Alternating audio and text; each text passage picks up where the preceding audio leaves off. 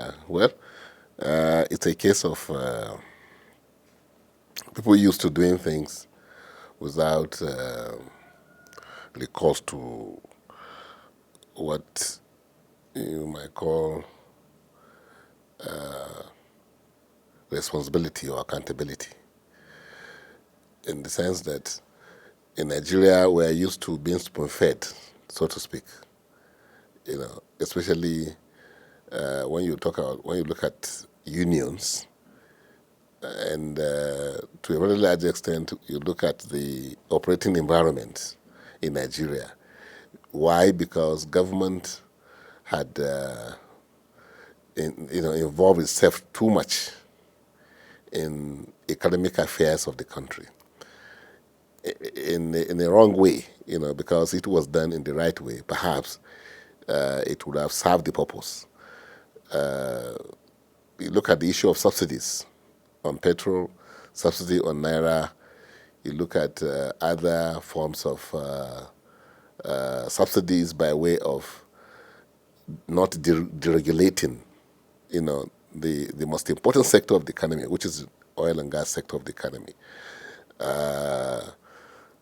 So because we're used to having things, easy, and people fail to understand that what I believe Bola Ahmed Tinubu's administration has probably adopted full scale is the capitalism, capitalist system of running government or running economy, if you like. And if you say capitalist system, it means to you according to your ability, meaning that it's up to what you, as an individual, can get for yourself from the system that will accrue to you. Hitherto, government was giving subsidies, meaning that it has identified areas that needed government intervention. So therefore, they now give such subsidies. We are talking about the petroleum industry now, and you're asking me what is happening. What is happening is the shock, shall we say, the change that has been brought in, and it is the shock waves that people's reaction that you are getting. Now, the downstream has been virtually deregulated, okay?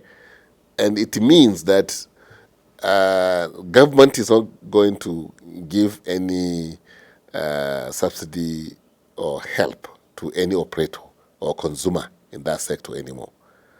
So what is happening is the reaction of the people, including the unions themselves, because the unions were feeding fat on the slacks in the system created by government intervention, government not deregulating the economy.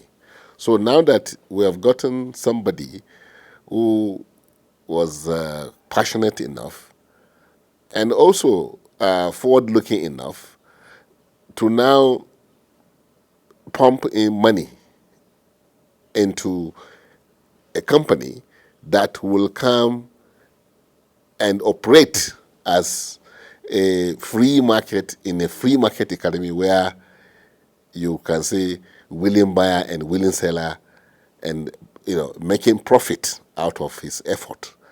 That is what Dangote is doing. Dangote was not really per se relying on government subsidies before they set up their refineries. They weren't relying on subsidies. They were relying just on the market economy, the free market economy, the capitalist system that operates in Europe and the other so-called developed economies.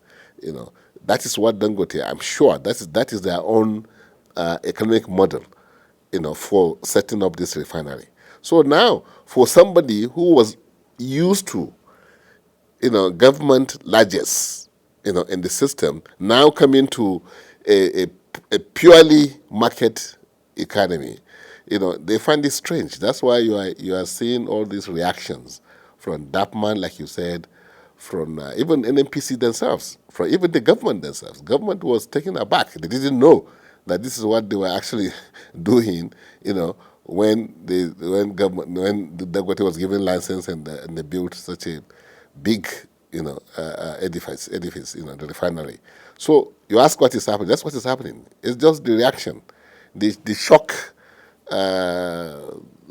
wave that is, permeating through the length and breadth of the economy as far as the petroleum sector is concerned. And like petroleum sector plays a dominant role in our economy, especially as far as Nigeria is concerned. We rely so much on oil, domestically and internationally. So this is what is happening. It will face away, because I can't see government going back to a regulated regime again in the oil and gas sector.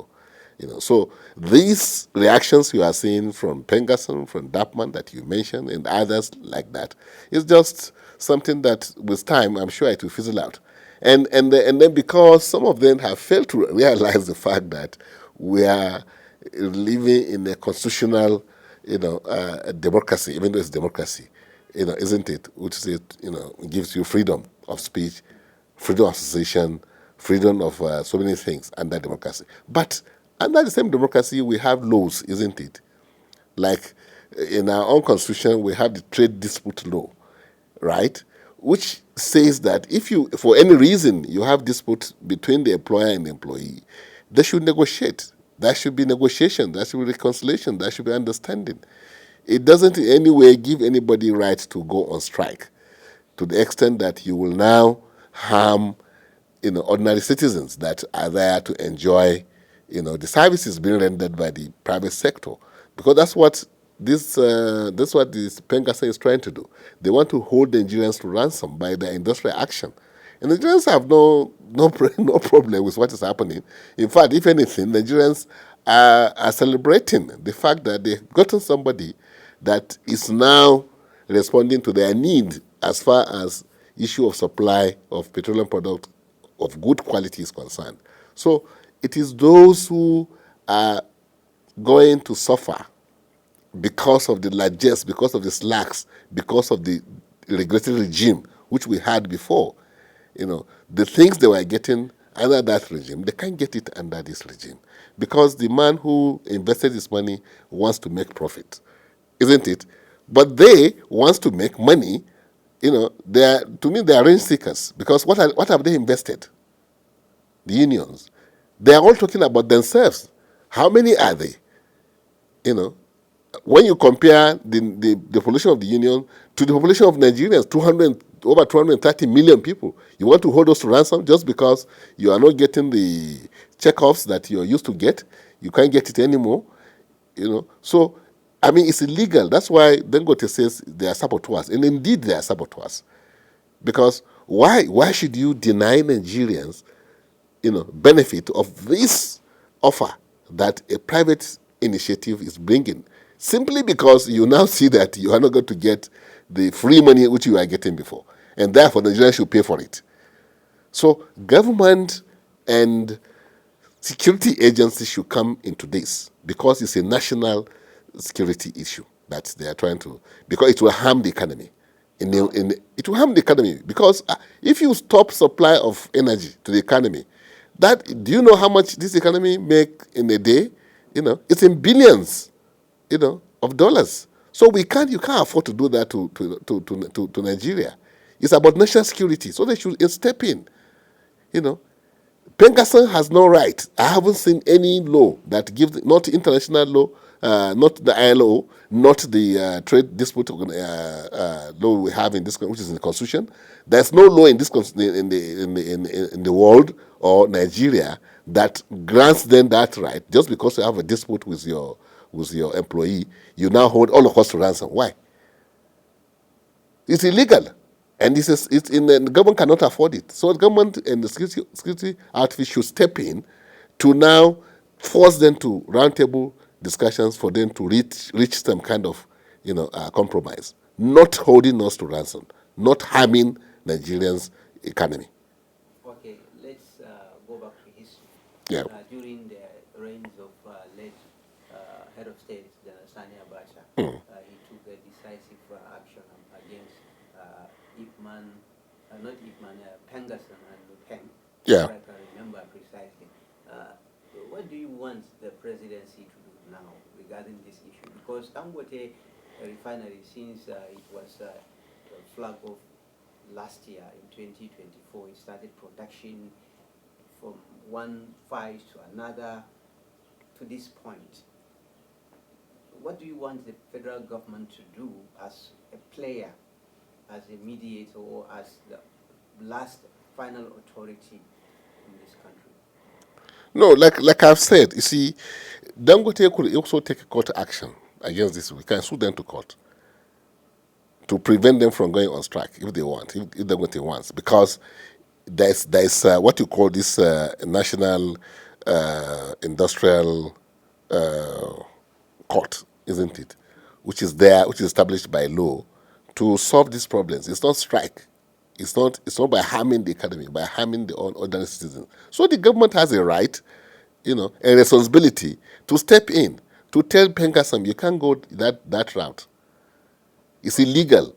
Because all we're talking about is trade dispute, isn't it? Okay, go to the table. Go to your table. If you feel so strongly about it, take them to court. Take Dangote to court, or Dangote can sue them to court. We are not in a lawless country that you just wake up because you are a union, you feel that you are big because you are making money out of a system that is not serving the interests of the country. Now that we are getting it right gradually, you now want to stop the process. So no responsible government will just sit back and allow that to happen. But what do you say about the response of the government, the body language?